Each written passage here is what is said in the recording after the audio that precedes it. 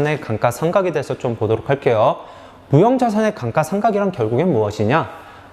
무형자산 또한 유형자산과 같이 감가상각, 가치 하락을 시킨다라고 이야기를 할 수가 있습니다. 여기서는 시간의 흐름 또는 사용에 따라서 뭐 여러 가지 이유 등으로 경제적으로 가치가 감소된다라는 거고요. 감소분을 무형자산 감가상각비라고 이야기도 하게 되는데, 지금 아이폰이 거의 10일까지 나왔죠. 아이폰 5, 6 그 단계 거는 지금 우리가 가치가 많이 하락이 됐죠. 그럴 경우에는 당연히 무형자산으로서 그거에 대한 특허 권리는 같이 하락이 되어 있죠. 만약 그 당시에 1조였다면 지금도 누가 그 아이폰 4에 대한 권리를 1조에 사겠어요. 그쵸? 지금 가치 하락이 되어 있을 거란 말이에요. 그렇게 가치 하락을 시키게 되고요. 이를 반영할 무형자산의 장부 금액을 감소시키게 됩니다. 그리고 재무상태표와 손익계산서에 반영하는 회계 절차는 무형자산의 상각이라고도 이야기를 하게 됩니다. 특히 이제 중요한 부분인데요.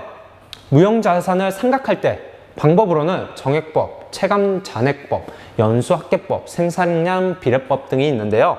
정액법은 결국 알고 있죠? 가치를 동등하게 하락시키는 거예요. 매년. 체감잔액법 같은 경우에는 우리가 체감상 이거는 잔액이 이 정도 떨어졌을 것 같아. 한마디로 뭔가 새로운 게 나오면 점점 가치 하락이 되죠. 그런 식으로 체감적으로 할인을 시키는 거. 그 다음에 연수학계라는 것은 연도를 합계를 해가지고 매년 얼마씩 하락을 시킨다라는 비례 공식이 있어요. 생산량 비례법이라는 것은 생산량에 따라 가지고 우리가 생산량이 많으면 많을수록 감가상각이 더 많이 이루어진다라고 생각하는 게 생산량 비례법입니다. 거의 다 나오는데 우리가 회계 원리상에서는요, 이 세 가지는 거의 기억할 필요가 없고요. 대부분 이걸로 많이 갑니다. 정액법으로.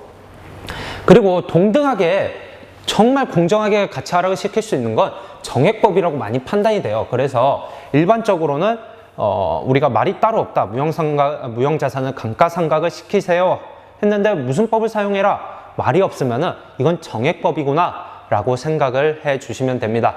그리고 유형자산과는 다르게 유형자산은 간접법을 사용한다고 했지만 무형자산 같은 경우에 직접법을 따라 기장을 하게 됩니다.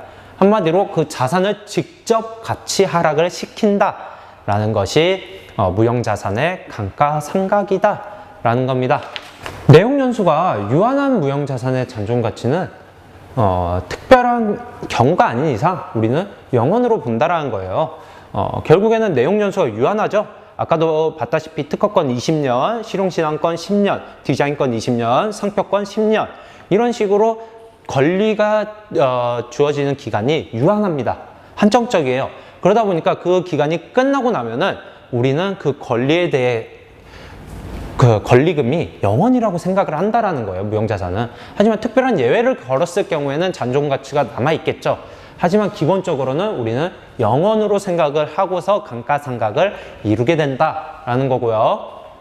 무형자산은 독점적, 배타적인 권리를 부여하고 있는 관계 법령이나 계약에 정해진 경우를 제외하고는 20년을 초과할 수가 없습니다. 한마디로 법에 따라서 뭔가 이거는 더 넘어야 된다 라고 하지 않는 이상 우리는 20년을 초과할 수 없다. 아까도 말했다시피 특허권이 20년 이런 식으로 된다라는 겁니다.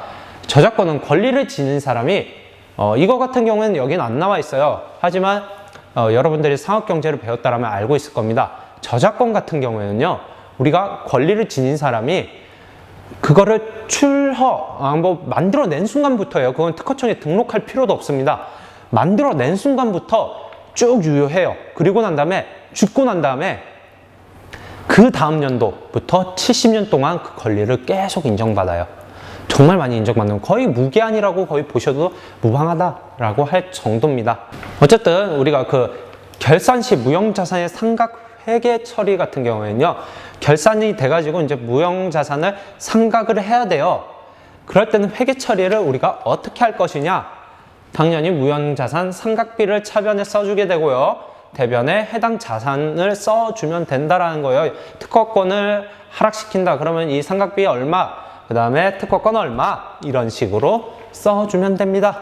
한번 우리가 예제 문제 풀이를 통해 가지고 어떻게 되는지, 상각은 어떻게 하는지를 한번 보도록 하겠습니다. 결산 시 특허권 50만 원에 대하여 정액법으로 상각을 해라 내용연수가 5년이라고 되어 있고 뭐 직접법으로 한다라고 되어 있네요. 한마디로 해당 자산을 그냥 하락시키면 되는 거죠. 어떻게 하락을 시키느냐? 우리가 50만 원이 있었네요. 가치가. 그러고 난 다음에 잔존가치가 따로 특별한 말이 없으면 어떻게 된다고요? 잔존가치는 0원이 된다고요. 그쵸? 그러고 난 다음에 내용연수가 몇 년이에요, 우리가? 5년이죠? 한마디로 1년에 우리는 50만 원에서 5로 나눴으니까 10만 원씩 가치 하락을 시키고 있다라는 겁니다. 그리고 몇 년도를 구해라 라는 말이 없고, 한마디로 이번 그냥 결산식 거를 구해라 라는 거니까, 대변에다가는 특허권 얼마? 10만 원. 그리고 무형자산 삼각비 또는 그냥 감가상각비 해도 되고, 무형자산 삼각비로 여기 나와 있는 대로 할게요. 무형자산 삼각비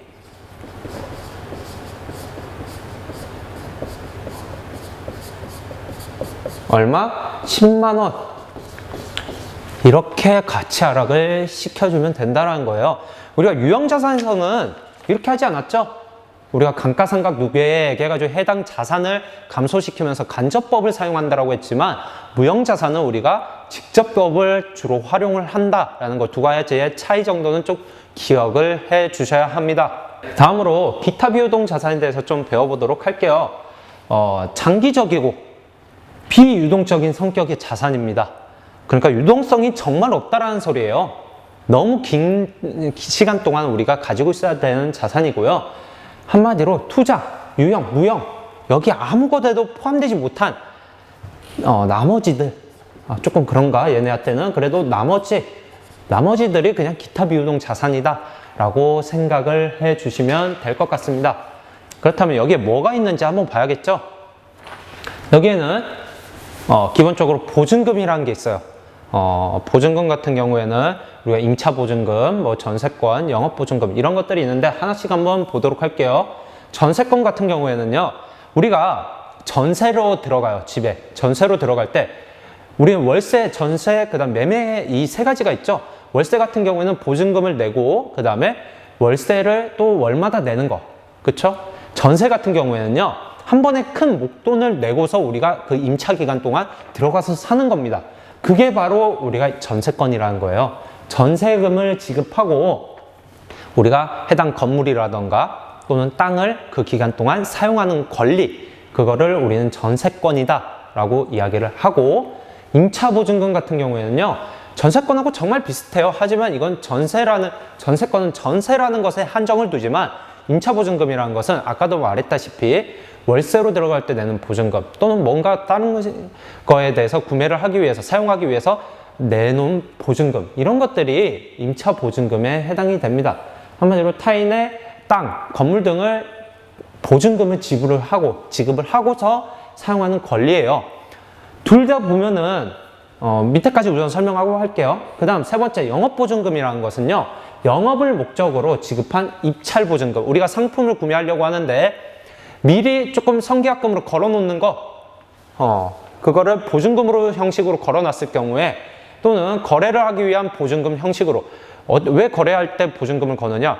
이 사람이 돈 지불할 능력이 되는가 보기 위해서 보증금을 내라고 하죠. 그런 것들, 이런 것들이 이제 영업보증금에 해당이 되는데요.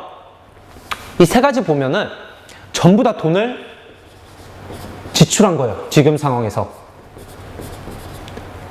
현재 돈을 지출했어요. 근데 돈을 썼다라면 우린 기본적으로 알고 있잖아요. 비용이라던가 부채라던가 그렇게 됐어야 되는데 왜 자산에 해당이 되느냐? 이것들은 우리가 그 사용할 권리, 그 몇 년 동안 사용하겠다라는 권리를 얻었죠. 그 권리가 끝나면요, 이 세 가지 전부 다 다시 돌려받습니다. 한마디로 미래에 다시 경제적 효익을 가져다 주죠.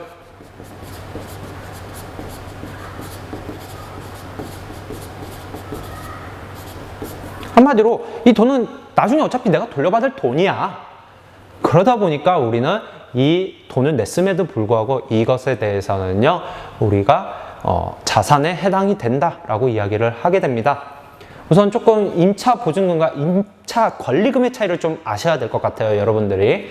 임차 보증금이라는 것은 타인의 부동산을 보증금으로 지급한다라고 했어요. 하지만 권리금 같은 경우에는요, 보증금 외에 권리를 인정하여 추가적으로 지급한 거예요. 보증금 이외에 추가적으로 더 권리를 행사하기 위해서 지급했다라고 하면은 우리는 그 권리금이다 라고 하는데, 이거는 무형자산에 해당됩니다. 임차 권리금은. 헷갈리시면 안 돼요. 우리가 기타 비유동 자산은 임차 보증금이에요. 보증금 형식으로 돈을 낸 거. 하지만 임차 권리금은 우리가 그 보증금 이외에 추가적인 권리 인정받기 위한 돈이 우리가 이제 임차 권리금이다 라는 겁니다. 여러분, 이거 두 개 꼭 좀 기억을 해주시고, 그 다음에 이 세 개도 돈을 냈지만 우리는 결국엔 나중에 다시 돌려받을 거야. 그렇기 때문에 우리는 이것을 자산으로 인정을 하고 있다 라는 것을 알아주셨으면 좋겠습니다. 다음으로 장기 매출 채권에 대해서 좀 볼게요. 장기 매출 채권이라는 것은 매출 채권, 뭐랑 뭐를 합쳐 놓은 거였어요? 외상, 매출금, 받을 어음. 이거는 기본적으로 1년 이내에, 보고기간 종료일부터 1년 이내에 우리가 다시 돌려받을 거였어요. 받을 거였어요. 하지만 장기가 붙는 순간 1년을 넘어서 받는 것이다 라고 생각을 하시면 될 것 같아요. 한마디로 일반적인 상거래입니다. 이것 또한. 왜냐? 외상매출금하고 받을 어음은 상거래에서만 발생이 되죠. 상거래에서 발생한 외상, 이 어음을 거래로 회수기간이 보고기간 종료일부터 1년을 넘어선다. 그러면은 우리는 이거를 장기 매출 채권으로 통합계정으로 표시를 합니다. 뭐 장기 외상 매출금, 장기 받을 어음으로 하지 않는다라는 소리예요. 다음으로 장기 미수금에 대해서 보도록 하겠습니다. 우리 미수금 기억이 나요? 이거는 일반 일반 상거래가 아니라 매각거래에서 발생하는 게 미수금이었죠.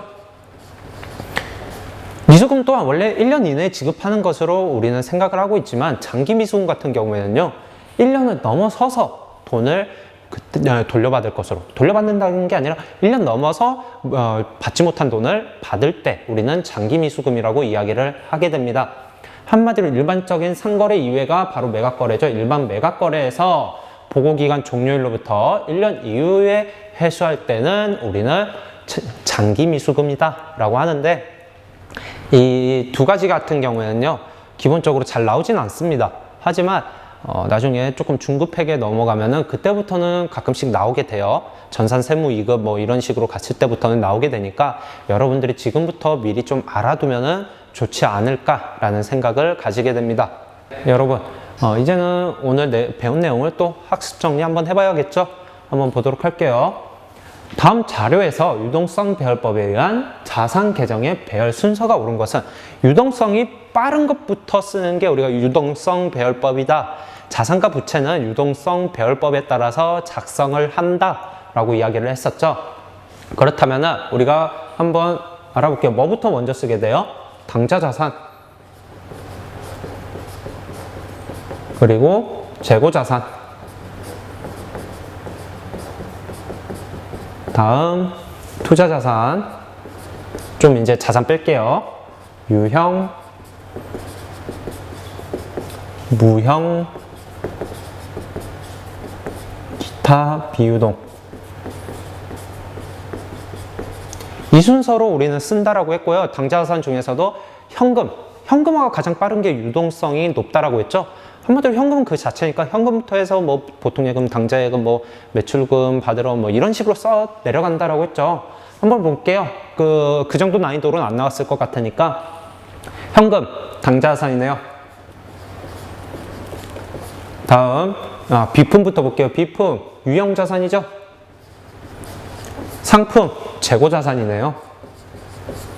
다음 영업권, 아까 뭐였어요? 무형자산이죠.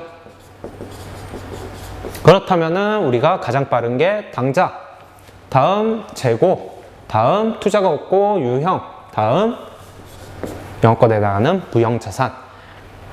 다 나가라 1번이 되겠네요, 여러분. 그쵸? 1번이 된다라는 거고요. 다음 2번 문제를 좀 보도록 하겠습니다. 다음에서 무형자산에 속하는 것끼리 묶어놓은 것은, 한마디로 유형자산 안에 해당하는 계정 과목들로 올바른 것들을 뽑아내라 라는 거죠. 영업권, 산업재산권, 건설 중인 재산, 자산. 한번 볼게요. 영어권 무형 맞아요. 산업재산권, 아까 특허권 등 다양하게 그 4가지 실용신안권, 디자인권, 상표권 포함한 거니까 무형자산이 맞네요. 건설 중인 자산, 이게 유형자산이죠. 그러므로 1번은 우선 안 되고요. 다음 장기대여금. 장기대여금은 뭐예요? 장기간 동안 빌려주는 대여금이죠. 투자자산입니다. 상장 주식, 자본이죠. 저작권, 저작에 관련된 거 아까 무형자산에서 배웠습니다. 하지만 이 2가지가 안 되는 내용이었고요. 다음 특허권, 바로 나오죠. 무형. 임차보증금, 임차보증금 아까 뭐였어요? 임차 권리금이 우리는 무형자산에 해당된다고 했고, 임차보증금은 기타 비유동이죠. 다음 실용신안권, 이건 또 아까 특허권 다음으로 나오는 거였기 때문에 해당은 됩니다. 다음 4번 산업재산권 해당되고요. 라이센스 무형자산에 해당됩니다. 여러분들 나눠준 계정 과목 보면 있을 거예요. 소프트웨어 또한 무형자산에 해당이 됩니다. 답은 4번. 다음 3번을 보도록 할게요. 다음 대화 중 A의 입장에서 밑줄 친 부분에 해당되는 계정 과목은 밑줄 친 것만 우리가 좀 찾아내볼까요? 이번에 회사를 부산으로 옮기고 월세가 비싸지 않아? 그래서 보증금 5천만 원의 전세를 주겠대요. 들어가기로 했다라고 되어 있는데, 원래라면 쌤 같은 경우에는 전세로 들어가고 보증금을 내면 전세권이라고 우리가 배웠지만, 여기서는 우리가 임차 보증금이라고 하면 됩니다. 전세에 대한 권리를 우리는 전세권이라고 하는 거고요. 그 돈을 낸 거, 보증금을 냈으면 우리는 임차 보증금이다 라고 이야기를 하게 됩니다. 답은 2번. 다음 4번. 다음 중 기타 비유동 자산에 속하지 않는 계정 과목은, 다음 중 기타 비유동 자산이라고 하면은 아까 본 거죠. 전세금, 임차 보증금, 장기 대여금, 장기 외상 매출금 있는데, 장기 외상 매출금은 장기 매출 채권이죠.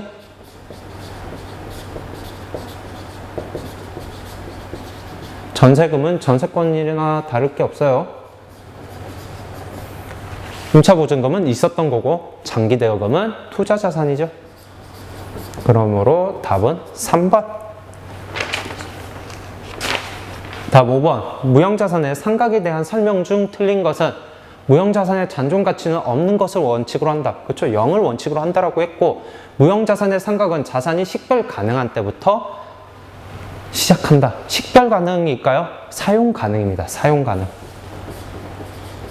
그 다음에 일반 회계 기준에서는 무형자산의 상각기간은 독점적이고 배타적인 권리를 부여하고 있는 특수한 경우를 제외하고 20년을 초과할 수 없다. 아까 말했죠? 이거는 아까 이론적에서 해당됐던 부분이에요. 다음, 무형자산이 소비되는 형태를 신뢰성 있게 결정할 수 없는 경우에는 우리가 정액법을 사용한다. 쌤이 말했죠? 뭐 따로 말이 없으면 무형자산은 정액법을 사용한다. 답은 2번이 되겠네요. 다음 대화 내용을 회계 처리했을 때 차변에 기입될 계정 과목은 결국엔 또 하네요. 뭔가 임차계약 됐냐? 임차하기로 했고요. 보증금 냈대요. 그렇다면 우리가 뭐를 취득한 거예요? 임차보증금을 얻었죠? 얼마? 500만 원. 그리고 그걸로 우리가 현금을 제출했네요. 현금을 지급했네요. 500만 원. 바로바로 나오죠? 답은 3번이 되겠습니다. 네, 여러분. 이렇게 이제 자산은 다 끝났습니다. 자산이 끝났다는 건 재무상태표 중에 하나가 끝났어요. 하지만 우리가 회계원리 과정에서는 손익계산서까지 다 배워야 되는데 시간이 많이 촉박합니다. 우리가 다음 시간에는 이제 자산이 끝났기 때문에 부채를 이어서 배워보도록 할 거고요.